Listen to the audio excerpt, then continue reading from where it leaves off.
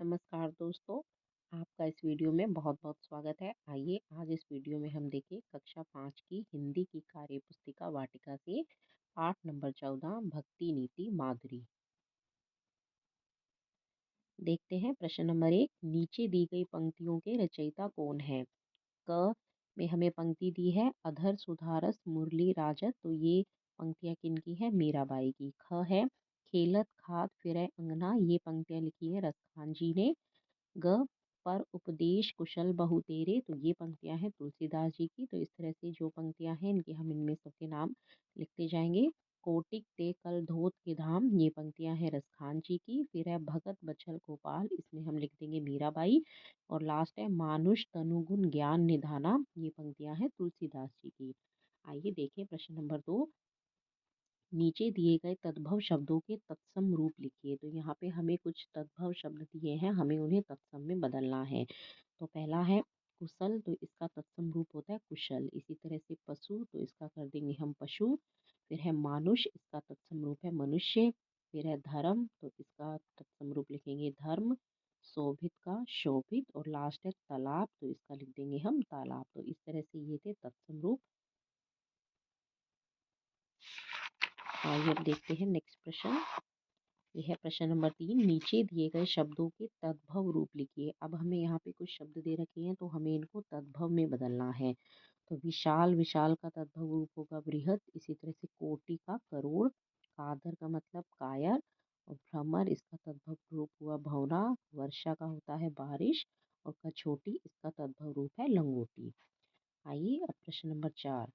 नीचे दिए गए शब्दों के समानार्थी शब्द लिखिए। तो यहाँ पे हमें कुछ शब्द दिए हैं, इनके समानार्थी शब्द या पर्यायवाची शब्द हमें लिखने हैं। तो मोर को और हम क्या कहते हैं? तो इसका आंसर आ जाएगा मयूर। इस तरह से नैना, नैना का समानार्थी शब्द है नयन।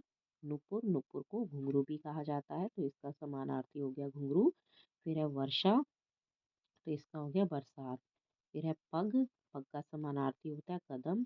काक, काक को कौवा भी कहते हैं। और लास्ट है माखन, तो माखन को हम मक्खन भी लिखते हैं। तो ये शब्दों के थे समानार्थी शब्द।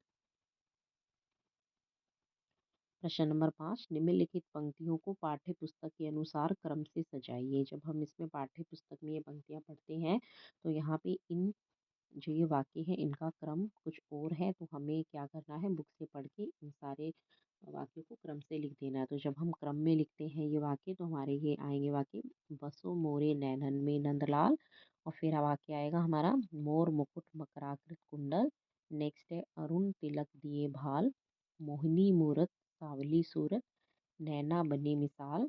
अधर सुधारस मुरली राजत उर वैजंती माल। तो इस तरह से हम देखेंगे ये नैना बनी मिसाल है, तो ये यहाँ पे आ जाएगा। इस तरह से आप ये यहाँ पे लिख सकते हैं।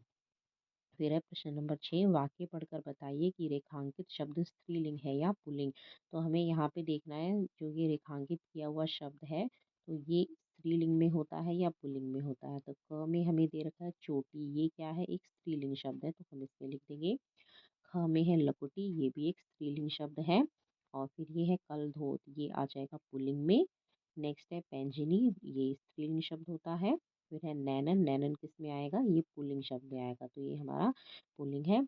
और ये लास्ट है कुंजन, ये है पुल्लिंग। तो इस तरह से जो पुरुष जाति का बोध कराते हैं तो उसमें हम पुल्लिंग लिख देंगे, और जो स्त्री जाति का बोध कराते हैं तो वो स्त्रीलिंग लिख ले देंगे।